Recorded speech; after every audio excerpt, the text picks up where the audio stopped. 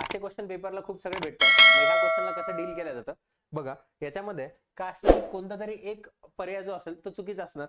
मग इकडे बघा, जर तुम्ही बघितलं 29 87 तिप्पट आहे, इकडे 19 57 तिप्पट आहे, 45 त्रिक 40 त्रिक 120 5 त्रिक 15 तिप्पट आहे, 23 त्रिक 69 इथे तिप्पट आहे.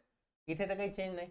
मग इकडे जर तुम्ही बघितलं तर 57च्या अर्धे किती होतं 28.5 म्हणजे दोन्ही भागले. इथं 69च्या अर्धे किती होतं 34.5 दोन्ही भागले. 135च्या अर्ध किती 135च्या अर्ध 130च्या अर्ध किती 65 आणि 5च्या अर्ध 2.5 म्हणजे इथं पण अर्ध आहे. म्हणजे जो काही आहे 87च्या अर्ध नक्कीच 41.5 होत नाही. इथंच गडबड आहे. म्हणजे ऑप्शन नंबर कोणतं चुकीचं आहे 1. असे क्वेश्चन बघा पेपरला खूप सगळे येत आहे. असेच क्वेश्चनला बघण्यासाठी चॅनलवरती नवीन असाल तर सबस्क्राईब करायला विसरू नका.